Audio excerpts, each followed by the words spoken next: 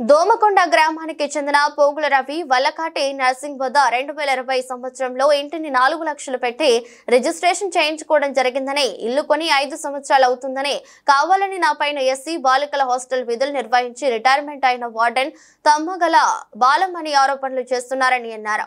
ఈ సందర్భంగా పోగుల రవి మాట్లాడుతూ, అదే కరుణాకర్ అయినా సరే లేక మరొక మేస్త్రిని పిలిపించి ఖర్చులు ఇవ్వమంటే ఇస్తానని, నేను ఇల్లు రిజిస్ట్రేషన్ చేసుకున్న నుండి నాకు ఇంటి కిరాయి కూడా ఇవ్వాలని కోరారు. గ్రామ పంచాయతీలో కూడా నా పేరు పైన ఉందని, కావాలంటే తెలుసుకోవాలని తెలిపారు.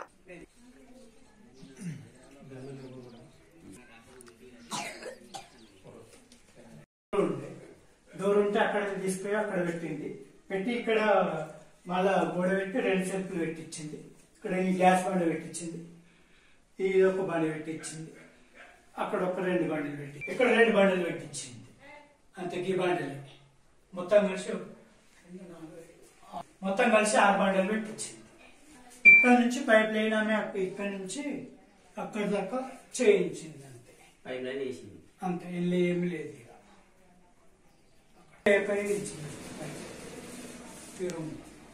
ఈ డోర్ తీసి ఇక్కడ ఉండే ఇక్కడ డోర్ ఉంటే తీసి పెట్టించింది, అక్కడ డోర్ ఉంటే ఇక్కడ తీసి ఇక్కడ పెట్టించింది. ఆ డోర్ ఇచ్చిన అంతే బెడ్ పోసింది, ఈ జాలేసింది, జాలేసిన ఇక్కడ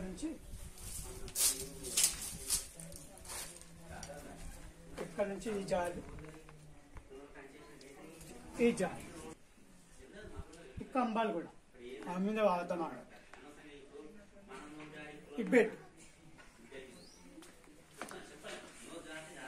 కింద ఈ బాత్రూమ్ వచ్చింది, కట్టించింది. నేనే కరుణాకర్ కట్టింది, సుతరాయన కూడా. ఇవన్నీ చేసిన ఇంట్లోకైనా వెళ్ళమని కిరాయి వెళ్ళమని అంటున్నాం. మేము వచ్చి ఉంటాము వెళ్ళము మేడం అని అంటూనే ఉన్నాం. ఇక్కడ ఆమె వెళ్ళా నేను కేసు ఎత్తాను, కేసు వేసింది, పోలీస్ స్టేషన్కి ఇచ్చింది, కేసు కూడా వేసింది. వేస్తే చెప్పక చేయక ఉండడానికి కేసు కూడా అట్లా కూడా వేసింది. వేస్తే కాదు మేము డైరెక్ట్గా ఉన్నా, ప్రూఫ్తో కొన్నా అని, నా దగ్గర ప్రూఫ్ కూడా ఉంది. కొద్ది బిక్కినడు సిఐ దగ్గర పంపిస్తే ఆయన ఒక 2 నెలలు టైం ఇవ్వు బాబు వెళ్ళిపోతుంది ఆయన అంటే, ఆ కాగితం ఆయన దగ్గరనే రాసింది. 2 నెలలు టైం అంటే 3 నెలలు రాక ఊకుండా నేను వెళ్ళిపోతుంది అని ఊకున్నా. కనుక వెళ్ళలేదు. అమ్మినా నీకే అమ్ముతా మేడం, కిరాయి ఇచ్చినా నీకే ఇస్తా మేడం అని చెప్పి రాసుకున్నాం. అక్కడ సరే ఇవి చేపించిన సెల్ బండలు ఇట్లనే ఇది 2008లో కట్టించిన అని అక్కడ చెప్పింది. సరే అవిట సరే నేను 20లో ఉన్నా కదా మేడం, నేను కట్టిస్తా అవిట, సరే అవిట అయినా కట్టిస్తా అని చెప్పిన. నేను ఆ ముందు నుంచి 5 ఏళ్ల నుంచి రెంట్ నాకు 1 రూపాయి కూడా ఇవ్వలేదు.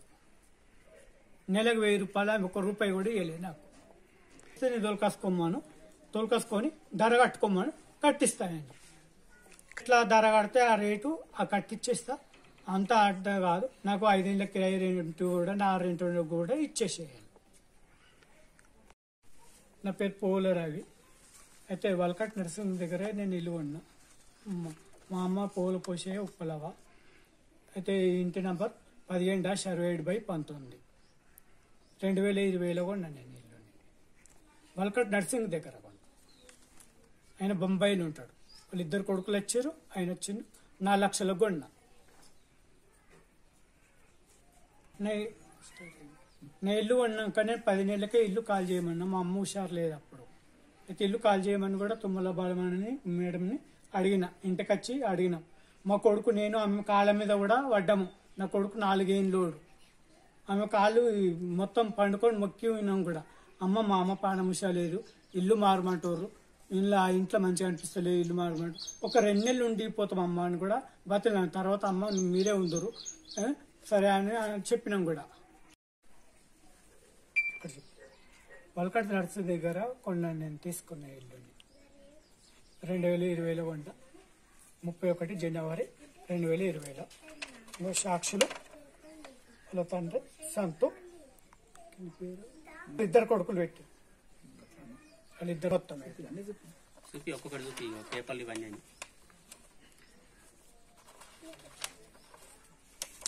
ఒరిజినల్ డాక్యుమెంట్స్ ఇవి. నా దగ్గర ఒరిజినల్ డాక్యుమెంట్స్ ఇవ్వండి లేదనుకుంటుంది కానీ ఒరిజినల్ డాక్యుమెంట్స్ ఇవి. ఇంకొన్ని ఇవి చూపిస్తున్నాం మీకు చూడండి. నాకు ఆయన దగ్గర నర్సింగ్ వల్కట్ నర్సింగ్ పువ్వుల రవి నాది. కొడుకుల సాక్షులు ఉన్నారు, ఆధార్ కార్డులు కూడా ఉన్నాయి వాళ్ళే. ఇంకో కొడుకు కూడా ఆధార్ కార్డు ఉంది, సాక్ష్యం కూడా ఉంది. రాసిచ్చింది వల్కట్ నర్సింగ్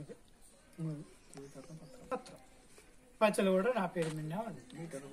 మీటర్ ఉన్నది, ట్యాక్స్ కడుతున్నా, నల్ల బిల్లు కడుతున్నా కూడా నా పేరే ఉంది. డాక్యుమెంట్స్ నా దగ్గర ఉంది. డేట్ తో సహా ఒకటో నెల 2020లో కొన్నాము. డాక్యుమెంట్స్ ఉన్నాయి, ఒరిజినల్ డాక్యుమెంట్స్. ఒరిజినల్ గా డాక్యుమెంట్స్ నా దగ్గర ఉండే కాబట్టి నేను ఒక్కడనే తీసుకొని సామాన్ కూడా నేను ఒక్కడనే తాళం బల కొట్టేసి నేను బయట పెట్టేసిన. వాటికి సంబంధించిన వీడియో కూడా ఉన్నాయి. ఎట్లా పెట్టిన వాడేయలేను, పొద్దుగల్లా వాడేసిన, పొద్దున్నే పెట్టిన.